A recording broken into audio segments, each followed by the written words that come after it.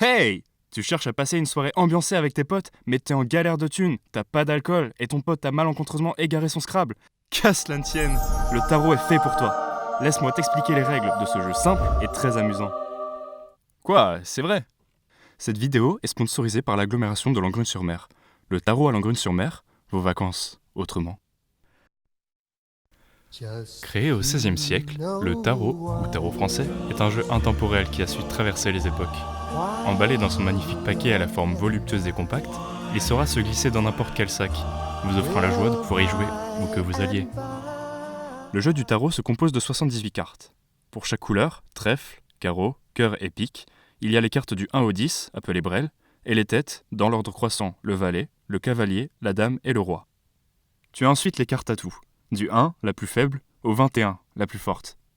Au début de la partie, le donneur distribue les cartes 3 par 3, en commençant par le joueur à sa gauche, dans l'ordre horaire, sans oublier de placer 3 cartes aléatoirement au milieu. Chaque joueur se retrouve avec un total de 15 cartes. Après avoir regardé son jeu, chacun va tour à tour annoncer s'il prend un contrat ou passe son tour. En prenant un contrat, le joueur s'engage à obtenir un quota de points afin de remporter la manche. C'est donc une sorte de pari que fait le joueur, pari qui peut être plus ou moins grand selon l'ordre croissant, petite, pouce, garde, garde-100 et garde-contre. Attention, la valeur du contrat n'influe pas sur le nombre de points à obtenir, mais seulement sur le score calculé en fin de manche. Le preneur appelle ensuite un roi, qui sera son coéquipier contre les 3 autres joueurs.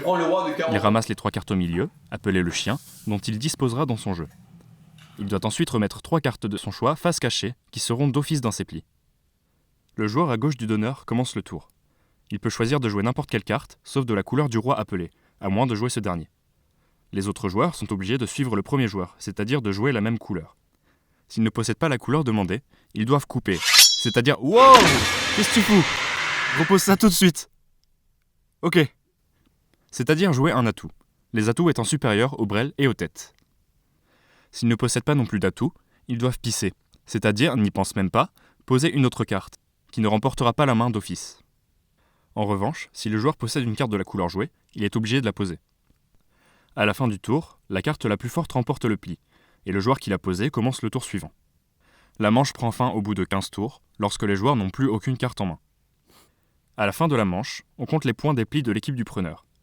Quel que soit le contrat demandé, le nombre de points à réaliser reste de 56. C'est là qu'interviennent les atouts 1, 21 et l'excuse. Ces 3 cartes appelées les bouts, en plus de valoir 5 points chacune, vont en effet diminuer le nombre de points à obtenir. Ainsi, avec un bout, ce nombre passe de 56 à 51, à 41 avec 2 bouts, et enfin à 36 avec les 3 bouts. On compte les points de la manière suivante, toujours en associant une tête ou un bout avec une brelle ou un atout, ou 2 brels ou 2 atouts entre eux. Les bouts valent donc 5 points, les rois valent 5 points, les dames 4 points, les cavaliers 3 points, les valets 2 points, les brels et les atouts 0,5 points. Lorsqu'une brelle est associée à une tête ou un bout, sa valeur n'est pas comptabilisée. Le score est ensuite calculé ainsi. On ajoute à la valeur du contrat la différence entre le nombre de points à obtenir et le nombre de points obtenus multiplié par 2.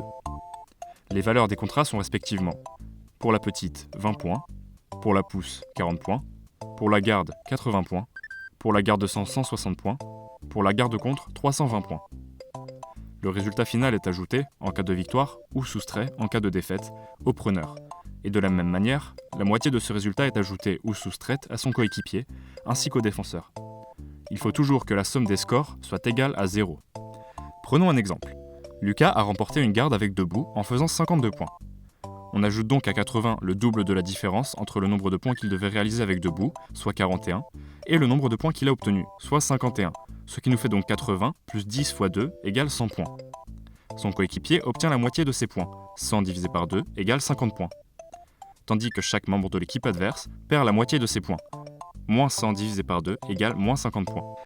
Sache qu'il existe encore de nombreuses petites règles et subtilités à apprendre, comme les primes ou encore des stratégies de jeu. Mais avec ce que je viens de t'apprendre, tu devrais avoir les bases pour jouer au tarot. Alors, prêt pour une vraie partie? Ah ok, vous avez trouvé de l'alcool. Bon bah, tant pis, une prochaine fois.